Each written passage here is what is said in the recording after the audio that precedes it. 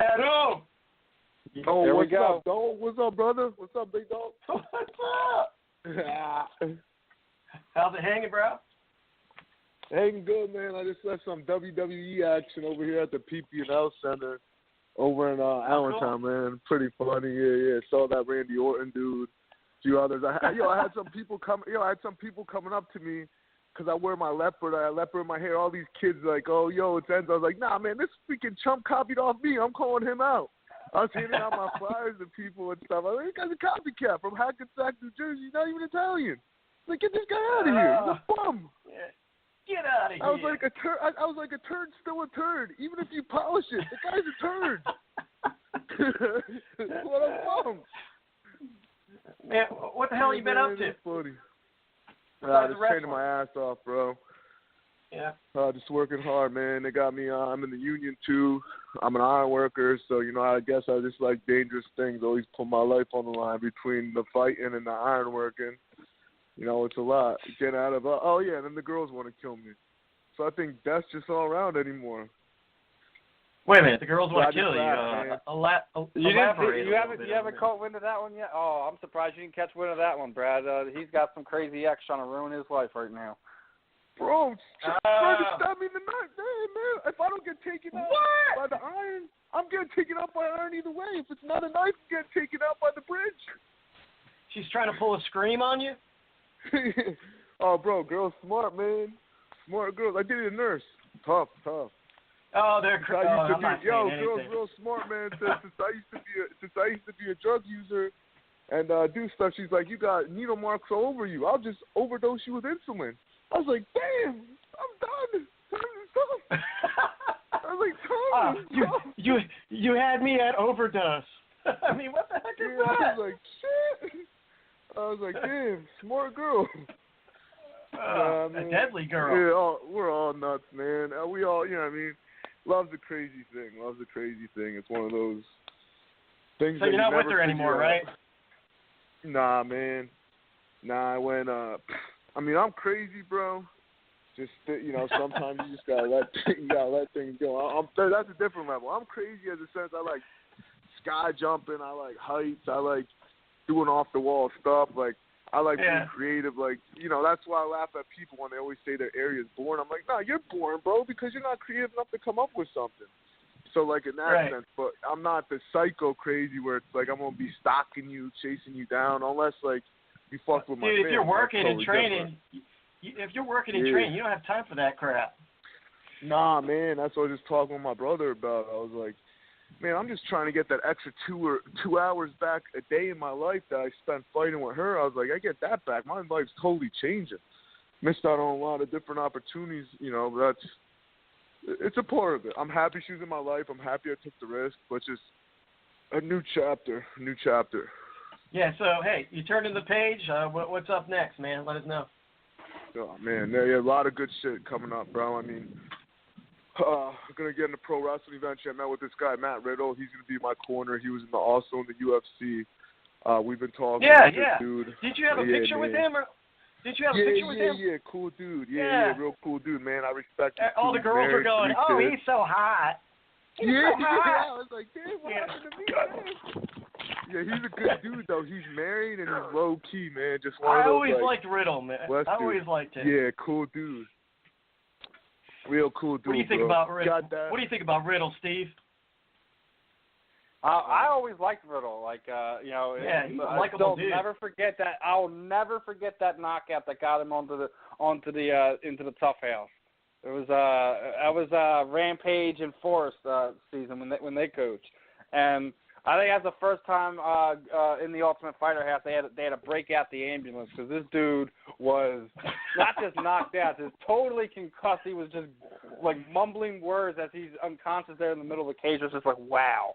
And that's when Rampage gave him the name Chipper because he's just sitting there and he's just got this big, big old shit-eating grin on his face, man. So, and then as things progress, like one of the things about fighting is real, it's real rough to be able to train at the level you want to do. You're not allowed to use certain supplements, so it's rough. So Riddle was using weed to kind of make his recovery a little bit easier. Doesn't help him recover faster, but just help them deal with the pain. He got suspended a bunch of times for it. They wound up cutting him from the UFC. I believe he was about to have a fight for Titan at one point in time. Something happened. Yep. I think he got injured or something to that effect. Then he just kind of turned his back on MMA altogether and was focusing on becoming a wrestler. And the guy has, without a doubt, has the pro wrestler build. He's got like an 8-pack going on last time I checked. So yeah, good dude, man. Definitely has a character. I definitely think he'd be able to be fun when, given the microphone and stuff like that. If you two wind up putting together, oh my gosh, that's gonna be a barrel full of fun. That's for sure. He's a good dude, bro. Now he's just coaching. He's got his kids. He helps people out, training MMA. He's still involved in that aspect. I mean, hey, that whole thing with legalizing marijuana, I mean, it's not for me, but guys like to do it. I mean, honestly, there's a lot of good health benefits to it. It's sad that they kicked him out for that reason, just like Diaz with that. I mean, it is what it is. It's not helping you become a better athlete. So if a guy wants to do it, fuck it. But it's not for me to say. It's still a drug. So it's still not right. It's still not good for a kid to do that. And as an athlete, you got to be a role model. You should be. It's all fun and games. It's good, whooping ass, talking shit, doing that stuff. But when it comes to your outside life, you want to be a role model for these kids, especially in today's day and age, regardless of what's going on. And Adam, you're talking about ass, right? And you had a picture of a ring girl just checking it out, huh? Yeah. I didn't even know. You gotta look good. I mean, that aspect as a role model. I didn't even notice that until I'm sitting there looking at the thread, and I'm like, I see Adam. Yeah, like, you saw that with the girl checking out my ass. That was funny as ever. I got the girls calling me Cheetah Man around here. They're like, yo, Cheetah Man. Whoa. They're like, Cheetah Butt. I'm like, what the heck? You're running down the street, and everybody's like, Cheetah Man, what's up? They're like, Cheetah Banana Hammock, where you at? Did you get I was the first driver to wear a fucking Cheetah Banana Hammock, bro. I came out on my one fight. I came out in a banana hammock, right?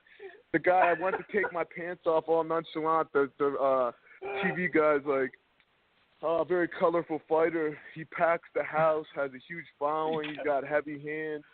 He goes at it. It's going to be a good fight. Hell of a football, blah, blah, blah. Goes to the thing. I take off his. He starts to laugh. He's like, is that what I think it is? Oh, my gosh. I'm sorry. I just been distracted. He's wearing a cheetah banana hammock. I'm at the fight. My boys are like, put your dick in his mouth.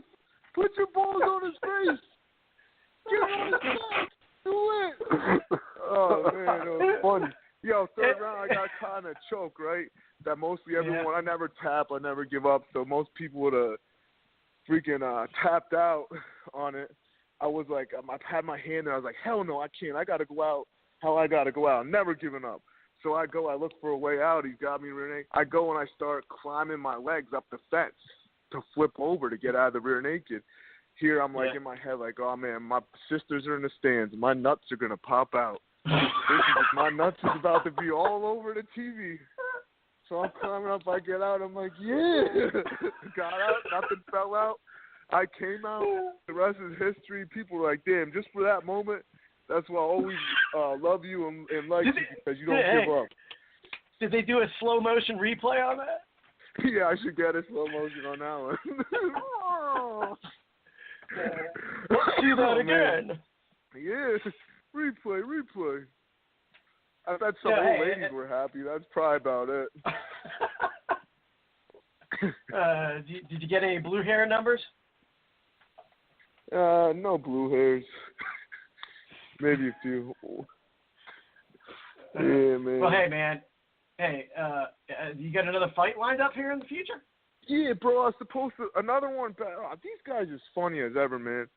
It's like I was supposed to fight the guy number one ranked in the Northeast, Trevor McGovern, for a third time, and that's for amateur level. That's for thing, and he backs out again with a shoulder injury. Says. Then the next guy I'm supposed to fight, Shane Wilson, number 2 in PA, says that he has his girlfriend has a modeling thing. Just a bunch of chumps. What? He says his girl has a modeling thing that he has to go to. And this dude's a short. He's like, bro. This guy looks like Chunk from the Goonies, except the dark version. He looks like the burnt version of Chunk from the Goonies. So I'm like, you ain't got no model unless she's model for KFC chicken.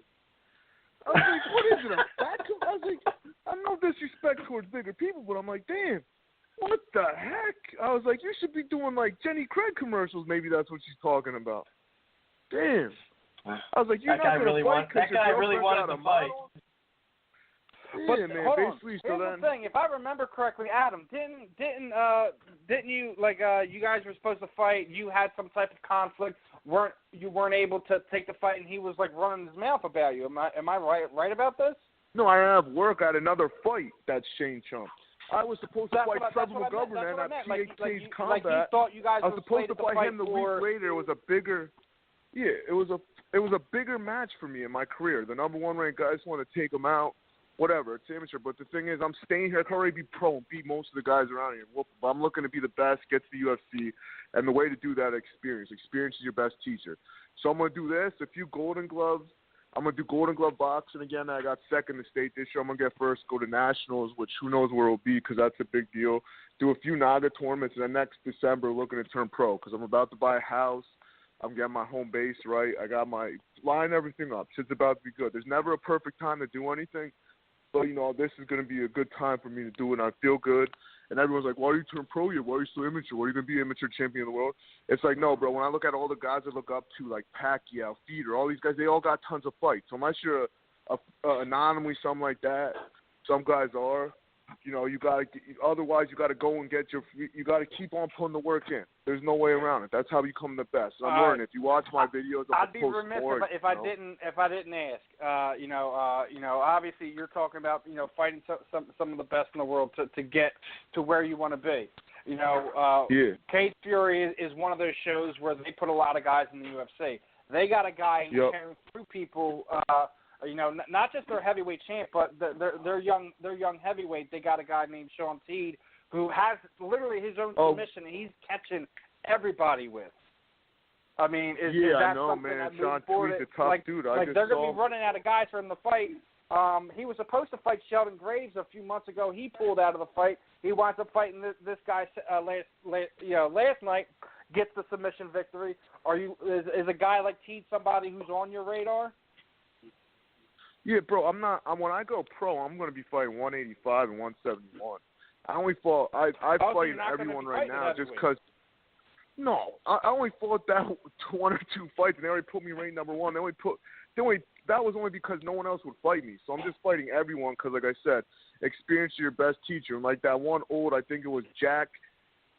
Some old-time black guy that fought everyone back in like discriminatory period that he fought everybody just to build thing and end up becoming a champ, because of the experience, and that's why I did that. Nah, I'm gonna be 180, 185, and 171. I might later in my career like Henderson did that I really look up to. How about that guy? He should have won the fight.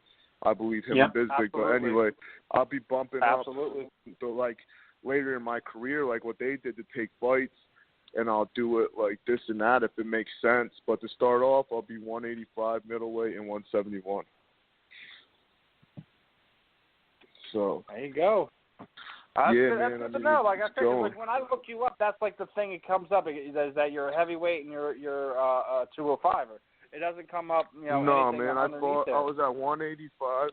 I got 2 fights. I got 3 out of 4 fight of the nights in a row. I fought at 185 against Kyle Russo, won a title there. We had 2 fight of the night performances. It was wars. I actually, I came off a few split decision losses in that fight. I, said to God, hey man, if I lose this, I get it. I get it, man. You got a different path for me. Ended up coming out. I saw he had one of the guys from World Class Boxing, and then one of my buddies that was also in the UFC. Oh man, he was AMA. He's out of Scranton. Oh man, I can't think of his name right now, but yeah. So I came out. I saw him. I was like, damn man, why can't I get an easy fight? What do you say, bro? Adam Milstead? Yeah. No, it's taller, skinnier, strange. Oh man, if I could look it up right now, he fought an AMA fight. Tim Williams? He's like 100. Williams. Oh my gosh, he's like there's not a lot of guys that came out of. He's a judo guy. He's a judo guy. I'll think of it after we get off the radio, right? How it always works. And I'll text you. Yeah, I just love that when you're trying to recall something, you just can't put your finger on it. I hate that. Yeah, it sucks, man. Yeah, man. Damn. But yeah, saw he was coming out with him. I was like, damn, man, I gotta have another war. He came out, first guy ever flipped me on my head. I ended up with 17 staples. But I fought all the way back and ended up being one of my best fights. I'll be putting it up on YouTube soon. It's Adam versus Atiyeh versus Kyle Russo. They were wars, man. But it came back. It was real good. And then from there, man, it's just been getting better and better. I'm finally letting my hands go. I have a ton of videos to put up. My boxing, runner-up state championship, which was another war. Just got to get on, putting that stuff up. Most of my old videos are up. When I was more of a lay and pray guy that didn't throw any hands, more like a Brock Lesnar. Not anymore. Now I'm letting him go, and we're ripping and running, man. It's like the old days, like what the old timers on. We locking up in the street, and we going cuff and fist. That's how we're going to rock from now on, man. So I got a grudge match in January I'm getting ready for. But I got some chump that I'm ready to effing kill. He don't even go by his real name on Facebook. The guy's saying how he's going to DP my mom. She likes cooking her breakfast. Like cooking her breakfast. Like, yeah, bro, if I showed you these texts, you're going to see it on Facebook in the next few days. So I said, you're lucky I don't kill you, dude. Bro, the shit I'm dealing with is crazy. Then this dude, right, I'm at the fight at the Woodlands. I was supposed to fight that McGovern kid there. So I go, I'm by the cage. Here's the one fighter I can't think of him getting hit in the nuts. So then it's the third period, and he's tired, and he keeps acting like he's getting hit in the nuts. Like, I'm like, what is this, WWE? I start laughing. I'm ringside. His coach goes and says something to the state athletic commissioner, says, look at this clown. So I say to the guy, I say, hey, man, why don't you say it to my face? People get hurt every day. Here the guy happens to be black, with all this racial stuff going on, goes and pulls the card on me, saying that I said that I kill the N-word every day. I was like, no. Luckily, I had people around me that, no, I didn't say it, but I was like, this guy's trying to ruin my career. I got to go after this chump for defamation of character. You'll see all that online, too. I had to take this stuff off the other day from my ex coming at me saying, oh, you're a mafioso, I'm afraid for my life, blah, blah, blah. I'm like, come on, man. But that's what, the bigger you get, that's what you deal with. And I just, I thank God for it every day. We've seen it when Felder went and put up the GoFundMe. We've seen people from his old gym making all kinds of freaking accusations. That Paul was sleeping around on his baby's mom. I'm like, where does he have time to do that? I'm like, hold on, this guy is either in the gym for, like almost 6 days a week, and then when he's not in the gym, he's at home with his freaking newborn daughter. You freaking kidding me? Yeah. And then sitting there saying that that Felder's brother's loaded. He won the lottery when it was the wrong Felder that the dude Googled. It was weird. Bro, these people are like, man, it's like we're all human beings. We're all hypocrites. Maybe not in a psychological sense, but in this way, we're bipolar. One day you're an angel, the next day you're a son of a bitch. We all are emotional beings. That's why I thank God who puts up with me every day. Felder to me seems like an all right guy. I don't know him that well like everyone else. But, I don't see how they'd have time. And haters are always going to do that type of stuff. And it's like, how are you going to live in a glass house, throw rocks at other people? We all know that cliche. It's like, let people live. How do you even have time to be talking all that shit? And if it's not making you money and you're not in the entertainment business, why do you want to take time to be talking that shit? It's like the guys in the UFC, if you did something right, what are you doing with your life? They got too much time on their hands. Like to the other guys that were saying that shit, Yeah, people, way too much time. Yeah, bro. You always have people who are below. You always have people who are below you are trying to find ways to drag you down to their level. Just don't let them do it. Yeah, exactly, bro. Ain't no one's got time for all that. Like that woman that made that YouTube thing. Ain't no one got no time for that. But that went viral. My other boy then went viral too. He was the one that burnt the Kaepernick jersey. My boy Nate Hashtag, man. He burnt that thing. I was with him, did a little video. He burnt the video. He went viral for that whole stuff going on with the national anthem. Viral, bro. Wow. How much did he pay for that Kaepernick jersey?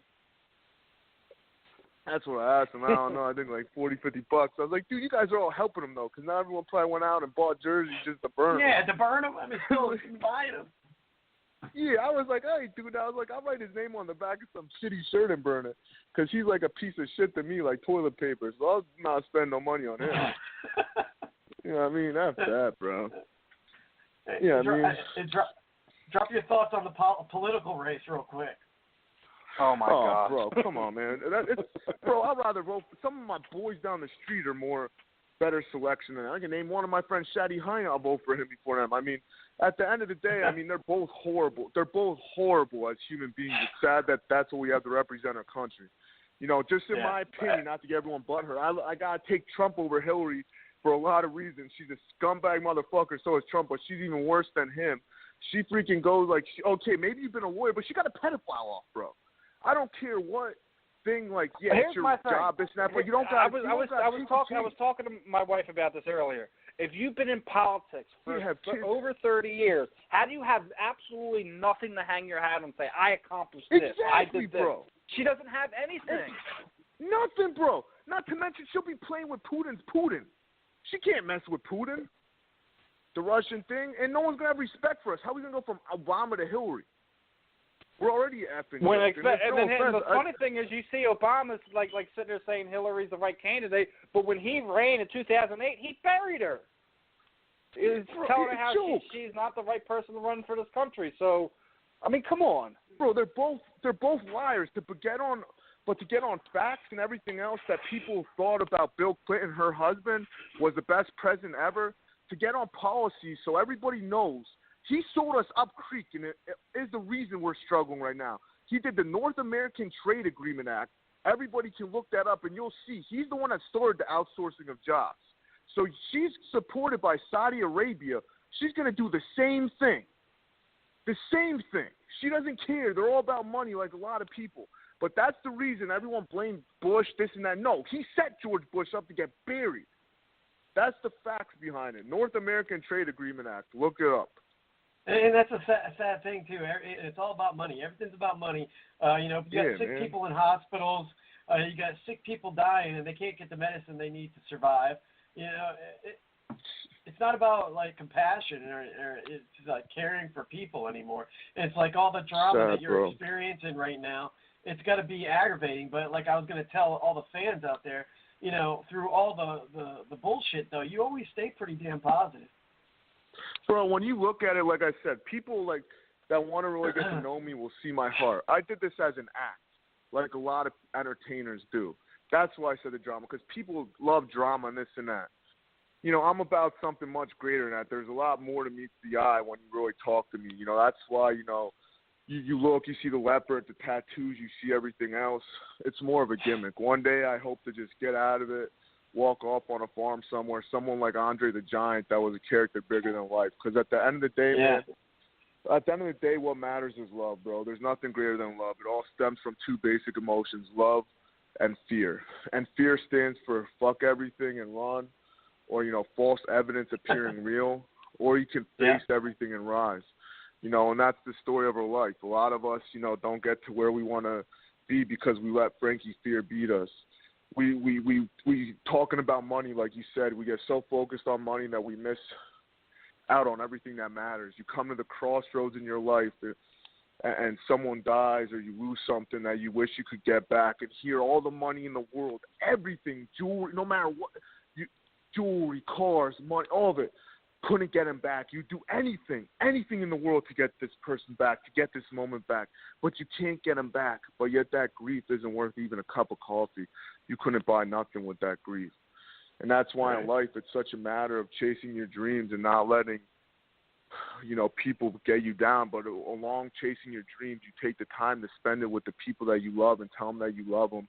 Because, like I said, all you got at the end of the day is memories. And if you don't have that love and that, you got nothing. Because when they're throwing you under the ground and you're 6 feet under, when it don't matter anymore, you know, all that money and all that stuff, you're not taking it with you. The only thing you're taking with you is your naked self. The way you came in, sweaty, bloody, and naked, you're going to leave naked as well. So hopefully you're a gun and you let it all out and don't leave anything behind, but you tell everyone that you love them and just love your life.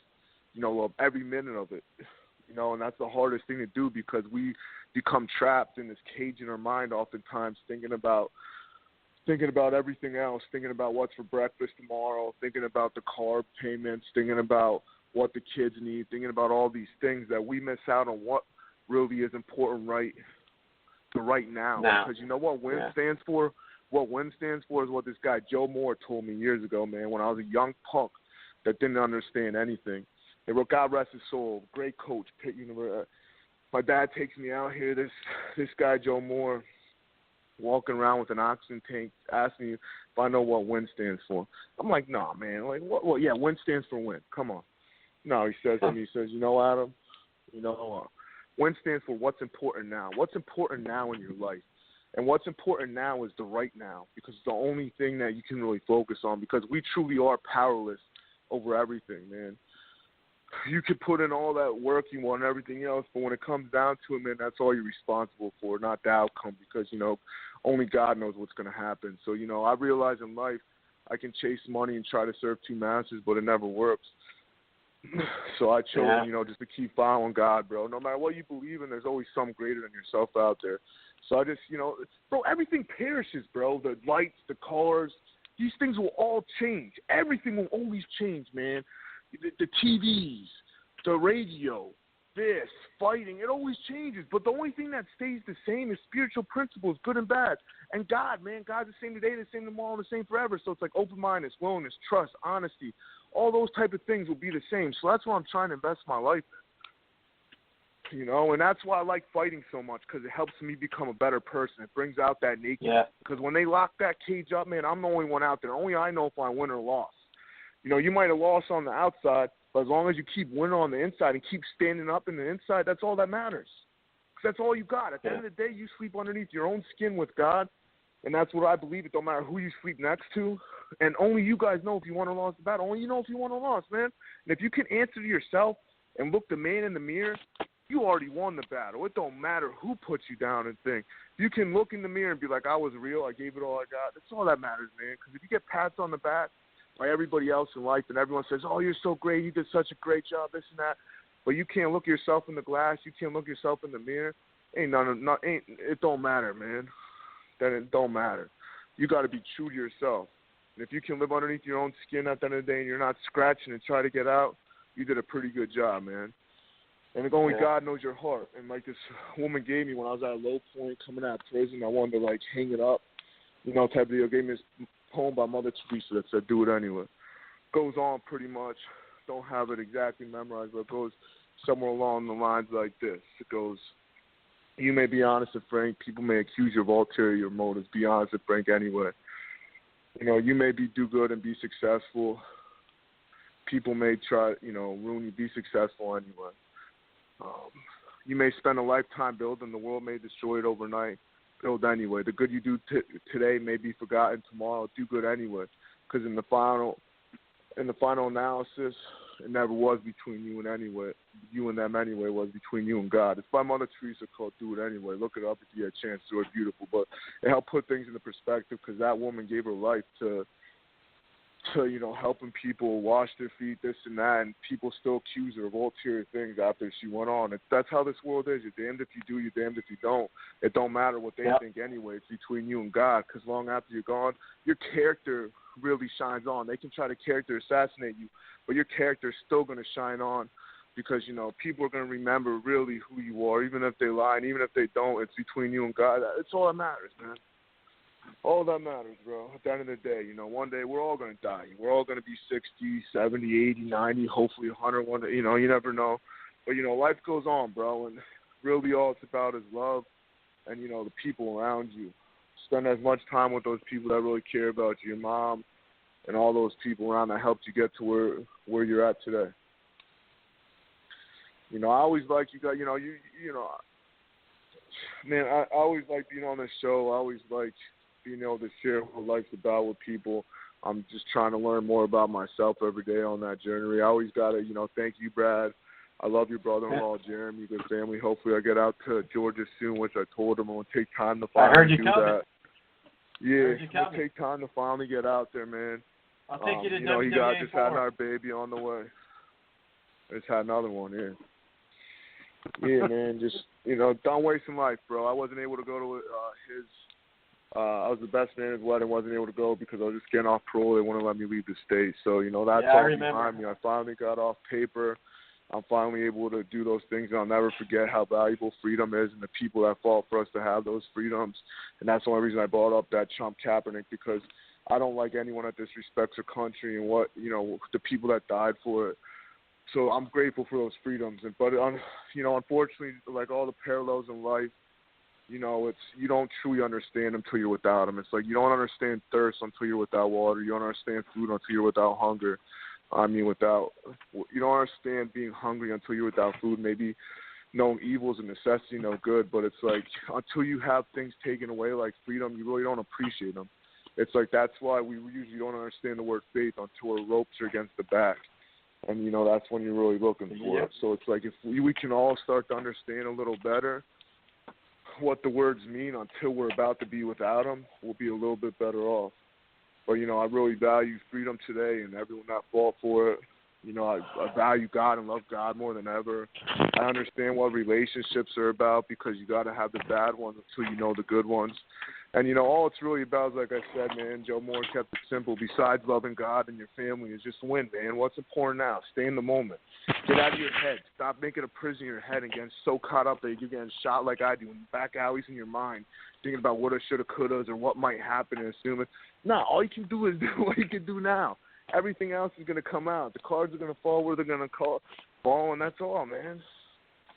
Just have faith in the rest, in the process, and, that's all you can do. Man, that's all.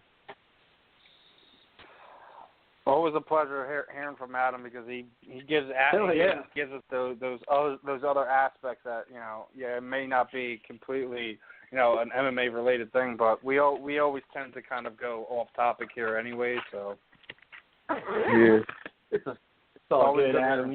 From you. Yeah, bro. I appreciate you guys a lot. I hope to see you soon, bro. I hope you make a visit over here. Yeah, bro, I am. I'm finally, gonna do it, man. I'm just gonna take some risks because it's like I do iron work and I love it, man. It's an honest union, but it's not my true passion, man. I like to speak to kids. I like to talk about God. I like philosophy. I like Aristotle, those things. That's what I was going to school for on my second time around after I got kicked out a pit. But, everyone that wants to check out what I'm really about, I got a little website. It's going to get better. But I go by Adam Archangel T. You can follow me on Facebook, Instagram. I'm going to get back on Twitter here soon, and you can look me up on the internet, Adam Abraham Atiyeh or Adam Archangel Atiyeh. Just look up videos. And, I just appreciate you guys. I appreciate the opportunity, and I appreciate just another day alive. And, I'm standing across here, down by the river by the train tracks. And, like, someone would always tell me, too, don't let the train pass you by, man. You only get one shot at this life. Life's no dress rehearsal. And no matter where you're at now, you can always do something to better your tomorrow. You can't go back and make a brand new beginning, but you can sure as hell make a brand new ending. And if you can look up, you can always get up. So why not keep looking up? And I was leaving with it, man, and I always like to say to the top. So I hope I see you soon, brother. Yep. To the top. To the top, brother. To the top, brother. My man. Talk to you soon. Thanks for having me. Where can you find us at, too? I go to Blogspot or? You can go to blogtalk.com and, just look for, episode 114. I'll also be posting links up tomorrow from Stitcher. You can always find us on iTunes. So, I always post, if you could just post one tomorrow. I'll also tag your personal page tomorrow when I get the link up for Stitcher. Perfect, my man. I'll tell you then. Thank you guys again. God bless.